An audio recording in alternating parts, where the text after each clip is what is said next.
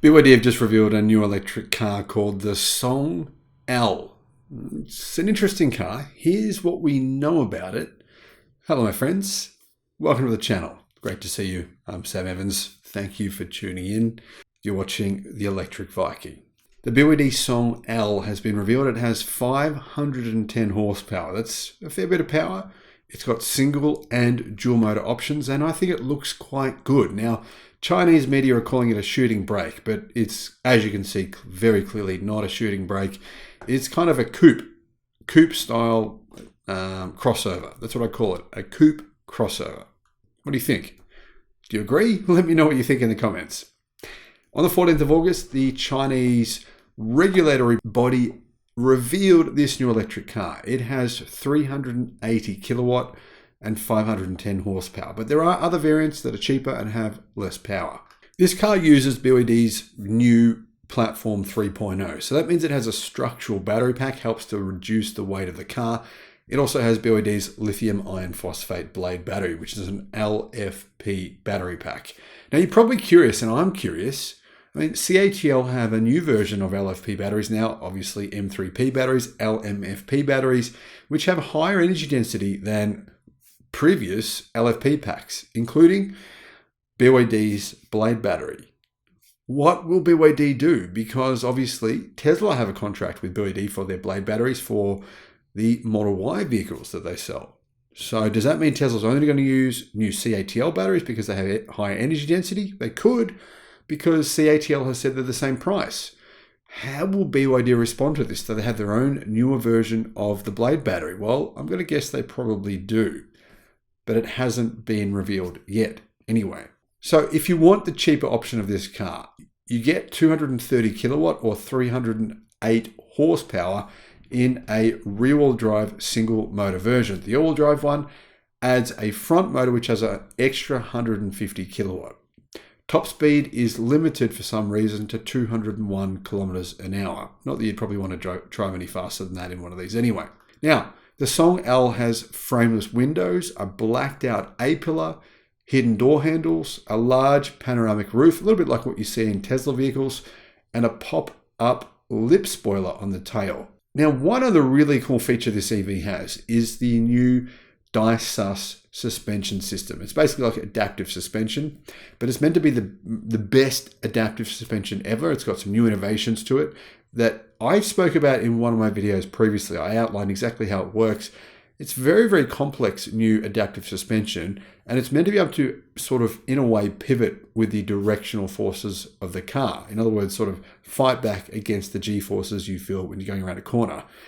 If it is as good as BYD says it is, then this is a car you should absolutely consider, because that would make the experience of driving it, would really make it incredibly good. I sound like I'm being hyperbolic here, but I'm absolutely not, because this would really change your experience of driving a car, period. Now, that's what BYD said. It has 4 new real revolutionary designs to the suspension. Now, if you want to know about those, just jump onto our YouTube channel, and you can just Google something like the Electric Viking BYD new suspension. So how big is this car? It's a little bit longer than a Tesla Model Y. It's 4,840 millimeters long, 1,950 millimeters wide, so it's decently wide, and 1,560 millimeters tall. Wheelbase is 2,930 millimeters. Now, it is actually quite a heavy car. It's 2,385 kilos, meaning it weighs, well, nearly 5,000 pounds. The Song L is therefore 29 millimeters wider, 64 millimeters lower, so it's quite a low car, and 40 millimeters longer in the wheelbase than a Model Y. And it will come with 19 and 20-inch wheels, says carnewschina.com. What does this mean? Well, it means that even though it's bigger and heavier than a Model Y, it's absolutely not going to have more interior space, because it's a very low car, low roof, low car. It's more of a coupe style car, more of a style statement than anything else. Not really a practical kind of car, but sure, it's a lot more practical than, say, a sports car, just not in comparison to some of its rivals in this segment. Now, one of the things I like about the styling of this car, though, is the fact that it doesn't have a logo on the front. I personally am not a fan of logos on the front of cars, period. I just think they don't really add much to the car. And a lot of them are ugly. But anyhow, BYD's logo is okay. It's not something that I personally love, but I actually have taken the logo off the front of my cars a few times, but with this new BYD, you don't have to. BYD just don't put a logo on the front.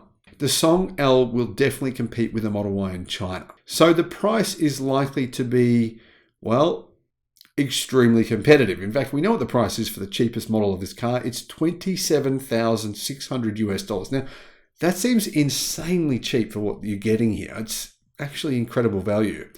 For example, the price of the cheapest Tesla Model Y is $32,000, meaning this is $4,500 cheapest Tesla Model Y. Now, which one would you get?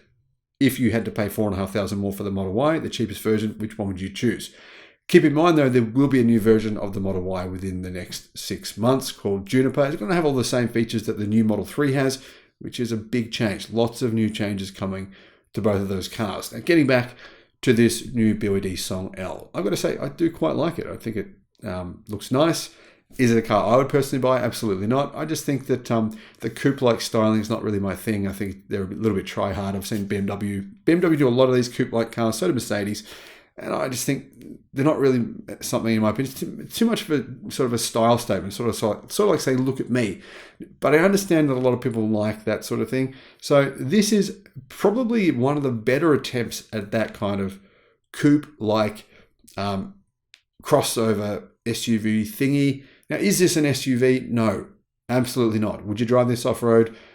Maybe on a gravel driveway, but off-road, no, it's a very, very low car. That's one of the interesting things here. Going over, say, speed bumps, you're not going to hit a speed bump, but going up certain driveways, you may hit the driveway depending on the angle, because like I said, very low. One of the lowest crossovers on the market. Could be the lowest. I'm not too sure on that, though. When will they be available for sale? Well, apparently you can actually order one now from BYD in China. Overseas markets, though, I don't know about overseas markets. I believe that BYD does intend to sell their new E-Platform 3.0 SUVs and crossovers. I believe they do intend to sell quite a number of those overseas. So there's a good chance we'll have the ability or the choice to buy this in some markets. But BYD have yet to release that information. Let me know your thoughts on the car and let me know whether or not you would consider getting one of these if it was priced in your market for, say, around about $35,000 US. Thanks for watching. Bye-bye.